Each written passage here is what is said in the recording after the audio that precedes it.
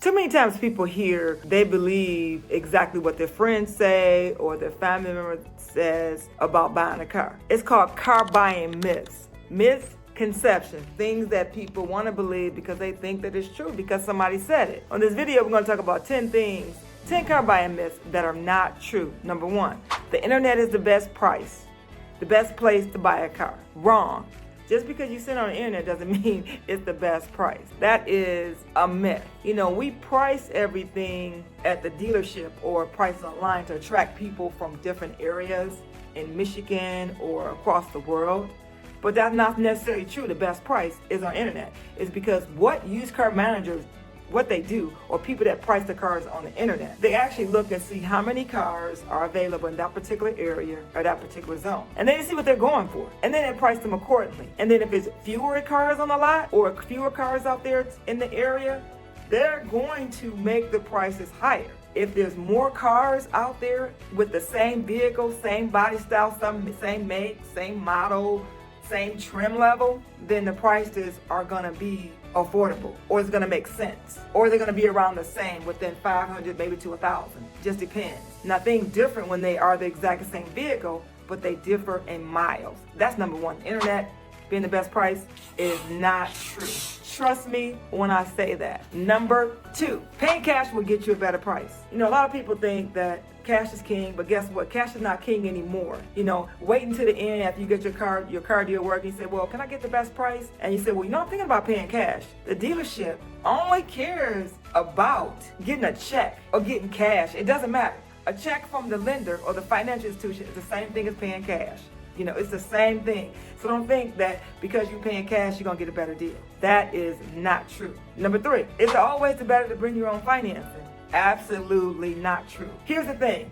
Manufacturers, General Motors, Chrysler, Ford, Mercedes, Subaru, the big 3, is not true. Getting your own financing is the best option. It's because manufacturers sometimes offer interest rates that your financial institution can't give you. For instance, if the manufacturer wanted to give you 0% on a particular vehicle for 36 months or 48 months at 0%, you know, that's you not paying any interest. More than likely, your financial institution is not offering 0%. So if that particular manufacturer is giving you that particular interest rate, they're trying to sell more of that particular vehicle. So for instance, I work at a Chevy store and General Motors says, you know what, we're going to offer 0% financing on the Silverado, Chevy Silverado. What the issue is, or the problem is, General Motors is looking to sell more Silverados. So you guys are not leasing, you're not buying enough Silverados. So they figure, let me put an interest rate out there is going to attract the buyer to buy more Silverados. So that's why they put incentives out there, is because they want to get you to buy. They want to get you to hook you in. That's the key, hook you in. Number 4, a lower price or payment means you get a better deal. Not necessarily. It's all about looking at, just for instance, if you go buy furniture and they say, well, you know what, we're giving you $1,000 off, or we're giving you $500 off the furniture. Well, they've already marked it up. So they marked it up 1,000, then they said they're going to save 500, but they already marked it up, right? Already marked that particular furniture, or already marked that mattress up, so that they can tell you that they're going to give you savings because they already marked it up before you even got there to the furniture place or the mattress store. So when it comes to buying a vehicle, you don't know whether we marked that car up $2,000 or $3,000, and we're saying we give you $1,000 off for $2,000. So the markup, look at the markup. We're going to mark it up, have it higher, inflate the price, and then bring it down to give you a better price. That's what you're going to think. So having a lower price does not mean that you're going to get a better deal. Know that is a huge myth. Number 5, you need to buy now before the deal go away. Listen to me closely. When you're buying a new car, incentives begin at the beginning of the month, the 1st or the 2nd of the beginning of every month, and they end at the end of the month, the 30th or the 31st, or whenever that end of the month comes. But let me just say this. Now, if the next month is a holiday, or depends on that particular dealership, they might even run the incentives maybe to the 1st or the 2nd of the following month. Having a deal right now is a myth, because you really honestly don't know when the program's going to end or when things are going to change unless we tell you. Dealerships, when it comes to buying and leasing a car, we want you to buy the car right now. We're not thinking about next month, the month after. We're thinking about right now, because we're thinking about bills that we have to pay right now, not bills next month, the month after. It's about right now. What are you doing for me lately? What are you doing for me right now? Number 6, should you wait till the end of the month to buy a new car? Of course not. The reason I say this is because you don't know when we're trying to meet a particular goal for the month at the dealership. You don't know whether what we're trying to accomplish in the interim, in the inside of the dealership. You don't know. So waiting to the end of the month might be an issue, especially if there's only 4 or 5 of those vehicles out there and we put a payment out there that we want you to be attracted to. For instance, if we say, you know what?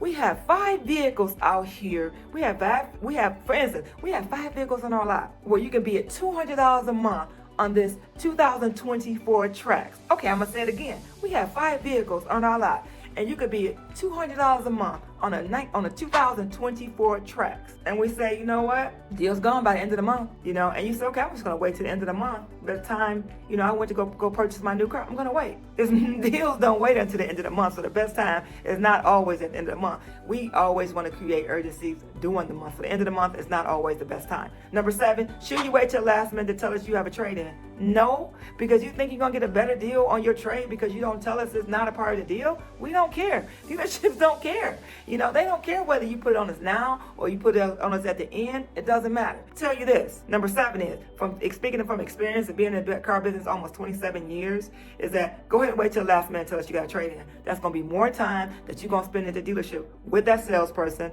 or away from whatever you're doing in your life. You're just going to be less time because you said at the last minute you had a trade. So tell people you got a trade early. Number 9, you have to get your car serviced at the dealership you bought. Now, you do not have to. A lot of people say, you know what? I probably got to get the vehicle service dealership I bought it from. No, you do not. For instance, a lot of people do think this, is that if you leased a particular vehicle, let me just say for GM, I can't say for Ford, but I worked at a Ford store for a couple of years, but for General Motors, a lot of people think because they leased a vehicle at, let's just say A&D Motors or A&D dealership, they leased it from that particular dealership and they moved to Florida. They're in Michigan now.